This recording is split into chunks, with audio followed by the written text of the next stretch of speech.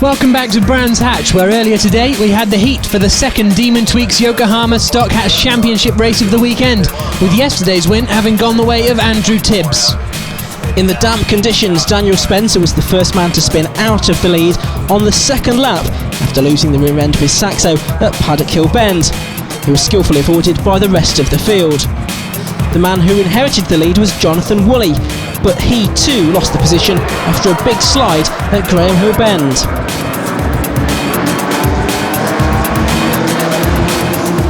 The Ford KA of Steve Noble was another casualty at Graham Hill, unfortunately being collected by Class B Championship leader Sarah Niblett. Noble got the car going again, but retired at the end of the lap. It was Nick Thornton-Jones though that took victory, with he and second place man Carl Kilby having an 8-second gap back to the recovering Jonathan Woolley.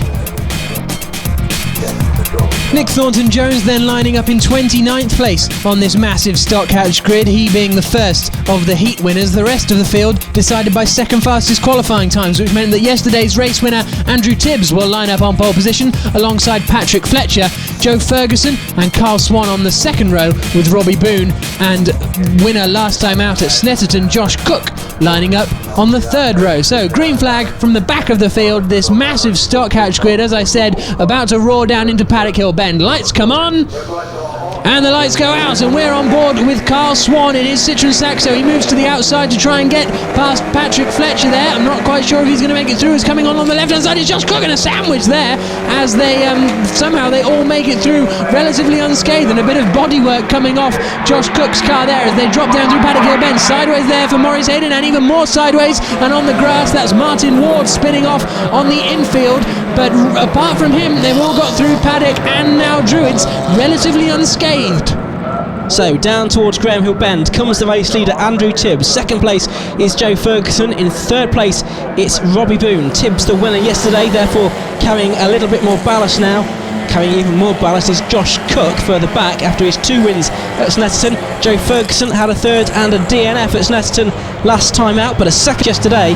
And yesterday's stock hatch final, notable for it being the first time that the 3 drivers on the podium were all graduates of Sax Max, the junior racing series of the 750 Motor Club. Here's a replay of the start. Yeah, now if you look at the silver car there, just on the outside, he's about to be passed by Josh Cook on the outside. Josh Cook will then come across and squeeze him in between Patrick Fletcher, and well, Cook got quite a nasty hit there. He did well to hold it, and like I say, they all got through unscathed. Here's the look down at Paddock Hill. About halfway through the field, we're about to see a red Citroen C2 get very sideways. That's Maurice Hayden, and just behind him, the sideways spinning car of Martin Ward, harmlessly, ultimately off onto the infield. Martin Ward should be able to recover from that, you would have thought, but here come the leaders through to complete another lap then, and it's still Andrew Tibbs leading the way then. Joe Ferguson second, third is Robbie Boone. Towards Paddock Hill Bend they go. This huge field, 16 rows of cars, 32 of them. There's Rory Cooper in the Barker's fencing backed car. He gets very sideways indeed, but survives there to live another day. Jake Farndon was the driver in very close proximity to Rory Cooper there. Leaders rounding Druids then, and it's really 4 cars having made a slight break now. Still Tibbs up front, and the 4th place car looks to be Matt Digby, I think.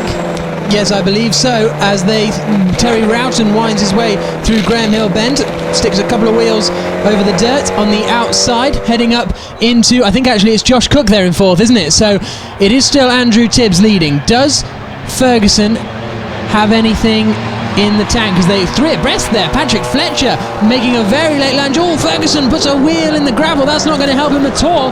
And Patrick Fletcher now is up the inside of Josh Cook and is side by side for second as well, because that little run wide has allowed Robbie Boone to pull out alongside. And is he going to make it through? No, not quite. I think Ferguson will still hold the position. Fletcher hurling his way in there, and Josh Cook still hanging on to 3rd place. A little bit of a touch. Josh Cook, who, if you remember, was contemplating moving to the Citroen C2 last time out, but this time he has stuck with the Citroen Saxo, and he is about to be overtaken. We're on board with Carl Swan. Further back in the order is Matt Digby. It's sent very wide. I think it's Matt Digby anyway, on the run down to Graham Hill Bend, and now he's looking up the inside of Terry Roughton. No, it's James Marshall, I think, isn't it? You can see the yellow front to that car, so that's James Marshall. A little bit further up the order, Swan though Started, of course, on the second row of the grid, looking to recover some of that ground he lost with that incident down to Paddock Hill Bend on the first lap. Robbie Boone looking a little bit unsettled there. That gives a chance for Josh Cook to try and go around the outside. Patrick Fletcher, though, looking to the inside of Josh Cook.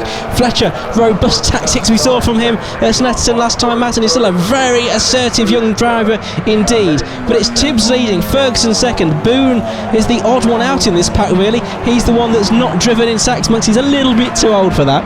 Heading up towards, I'm sure he'll appreciate you saying that, heading up towards Druids. Fletcher is up the inside of Josh Cook and holds on to that position. We've got two cars off there. That's Carl Kilby and Nick Thornton-Jones. So in fact, those are the two heat winners from earlier on today. There is Nick Thornton-Jones cars. The two heat winners appear to have taken each other out. That's a big shame. Yeah, I didn't really see how that accident happened, but they're both in the gravel and well bedded in there. Driver's out of the car, that's the main thing, and it's good to see. There's John Mabin in the number 91 C2, the second of these cars that we now have out on the grid. And red flags coming out. I was going to say alongside the Morris Hayden C2, which has been out for a while, but the race being stopped. And Robbie Boone there, what's happened to him? He's on the pit lane entrance. He must have had a spin. It's come at the right time for him, this red flag, because that was a disaster from Robbie Boone, because I'll imagine they will take the Morris Hayden has got some sort of problem. He's looking at the car as if it's got a problem. He climbs over the Armco. He is okay. Yes, there's Nick Thornton-Jones' car being recovered then. A long way deep into that Paddock Hill Bend gravel trap. Carl Kilby's car is at least moving under its own motive power down Paddock Hill Bend, but that will be hooked up, I would think, to some kind of recovery vehicle. The cars on the grid then for this restarted race. The grid made up of the order before the red flag came out. So we're on board with Terry Roughton waiting for the lights. A little bit of creeping from Terry. He's got James Marshall to the right and Jeff Humphries to the left in front of him as the lights go out. Heading down, as Jeff Humphries has got a mega start. Actually, he's up alongside Patrick Fletcher heading down into Paddock Hill Bend for the first time on this restart at least, but it is Joe Ferguson who has the lead now from Andrew Tibbs, so not a good start from Tibbs. Ferguson comes out in front and there's a car bouncing off on the infield there. Didn't quite see who that was as they head up into Druids for the first time. Whoever it was has recovered back onto the circuit. So as they come down into Graham Hill Bend, there is Marshall trying to look up the inside of Humphries. There's Digby in front of Humphries. Oh, very sideways there. That's Jake Farndon off in the number 10 car. Yellow flags are waving, but that's Farndon dropped right to the back of the order. The problem for Jake is that he can't afford to lose time. It's just a 5-minute plus 1 lap sprint to the checkered flag here. No time to be wasted. Joe Ferguson it is then that leads from Andrew Tibbs this time. Ferguson yesterday was first on the scene of an oil slick and slid away a possible victory yesterday, handing the spoils to Tibbs, but he's leading here. Got the better of the restart, but Tibbs now about to look down the inside into Paddock Hill Bend. Can he make it work? Ferguson getting quite wide, but then cuts across to defend the line into that corner. It's Robbie Boone in third place. Good news for him that red flag came out just as he was having that spin into the pit lane, and Digby there has been put under a lot of pressure by, I think that's Josh Cook. Yes, it certainly is, and a smoky Robbie Boone making his way through as Terry Roughton passes through past the Citroen C2 of John Mabin, or does he? Mabin holds on to the inside line as they drop down into Graham Hill Bend, and Roughton will have to wait to make his move as he's got a car up the inside as well there from Terry Roughton, but back up to the lead. It's still Ferguson in the lead. Behind him is Andrew Tibbs, and behind him is Robbie Boone winding their way through clearways. Matt Digby is still in fourth position, I believe. Yes, he is. He's pulled out a few car lengths rather over Josh Cook as they come over the start-finish straight. Does Tibbs have a slipstream on Ferguson? Will he move to the inside or the outside? It looks to the inside, doesn't look particularly close, and indeed he's not. So it's still as you were at the front. Josh Cook is being left behind a little bit as they drop through Paddock Hill Bend, and now here comes, I thought Digby was going to have a look there up the inside of Robbie Boone, but indeed he doesn't, and it's still as you were as they come through Druids, despite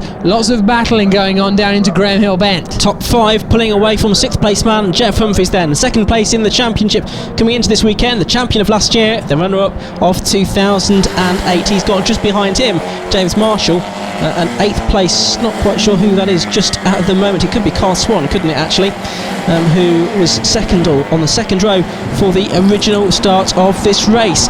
Digby trying to put some pressure here on Robbie Boone. Digby in the 51 car, the driver from Uxbridge in Middlesex.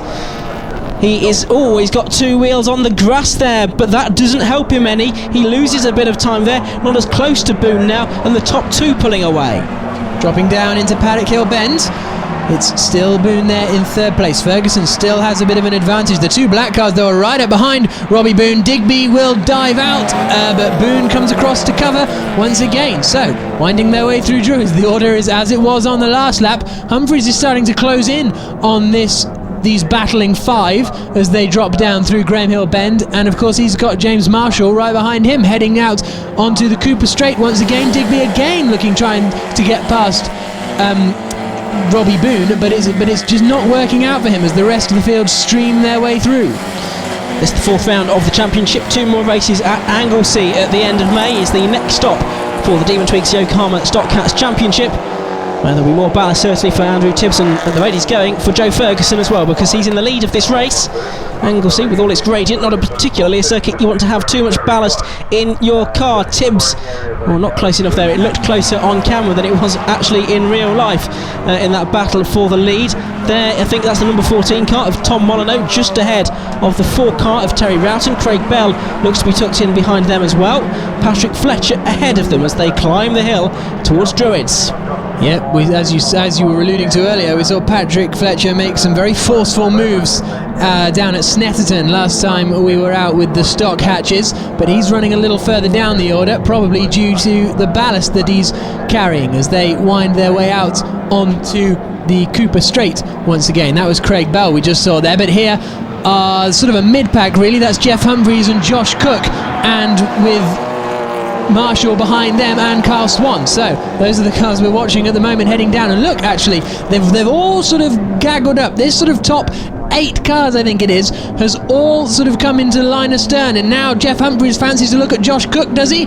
Up into Paddock Hill Bend? No, not quite close enough. So they're really struggling to get past each other at the moment, but they're still formation flying. Here comes Tibbs. No, chopped across there by Ferguson. Ferguson holds the position, winding their way through Druids. And it's as you were still. Humphries is trying to get past Cook now. Humphries has got alongside, but he will have the outside line, and Cook breaks later and gets through. Humphries tries the switchback there, but not quite close enough, as Carl Swan now is looking to get up the inside of James Marshall. There goes Swan up into 7th position, but the leaders already making their way through McLaren and Surtees. And about to head on to their last lap as well, because we are already past the timed element of this race. Ferguson still leading Tibbs then, with just over 1.2 miles of this circuit to go. Boone in 3rd position. Not seen too much of the battles further back. That's because there's been a lot going on towards the front of this race. Problems here for Carl Swan. He just got through ahead of James Marshall, but it looks to me as if his engine has gone bang, smoke pouring out of that.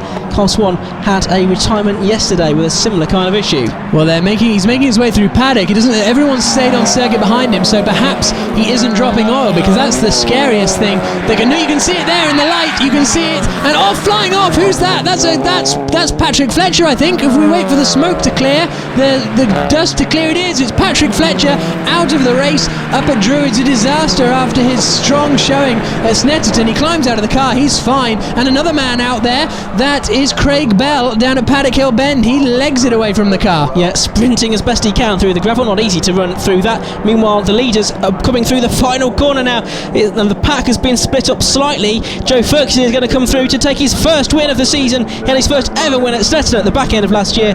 That is his second in a final. 2nd place goes to Andrew Tibbs, and Robbie Boone gets 3rd position, but poor Patrick Fletcher there, he was the first man on the scene of Carl Swan's oil slick. Well, the rest of the field making their way through, and a big field it was. Just 5 people failing to make the checkered flag. Swan, Fletcher, Bell, Hayden and Nick Thornton-Jones, of course. So as they all make their way through, there is Patrick Fletcher's car, and let's take a look at the results. It was Joe Ferguson who won by about 0.2 of a second. Another close stock hatch finish. Josh Cook and Jeff Humphries, the 2 championship leaders, in 5th and 6th respectively. Further down the order, Tom Molyneux finishing a fairly strong 9th place. We saw plenty of action from him at Snetterton last time out. Jason Pelosi finished down in 16th. So, I guess you were quite grateful for that red flag, and then the checkered flag coming out a little bit early worked in your favour. Oh yeah, I made a mistake coming out of clearways, got it a bit sideways in the grass, and Andrew just managed to get away from me a little bit. and then yeah, when the restart, when it got red flagged, I know I'd have a good chance getting him off the start, because I've been doing pretty awesome starts all weekend. Managed to get him off the start, and then I just kept looking at the laps, you know, coming down, and then I thought, right, now the last lap flag, and Czech had come out, so even better. It's going pretty well for you so far this season. I don't think you've been off the podium so far, have you? No, only apart from this Snetterton final where I got taken out and put in the cornfield, sadly. But I just want to say thank you to Stefan Hodgetts for all my tutoring, mentoring and coaching and everything. This is for him.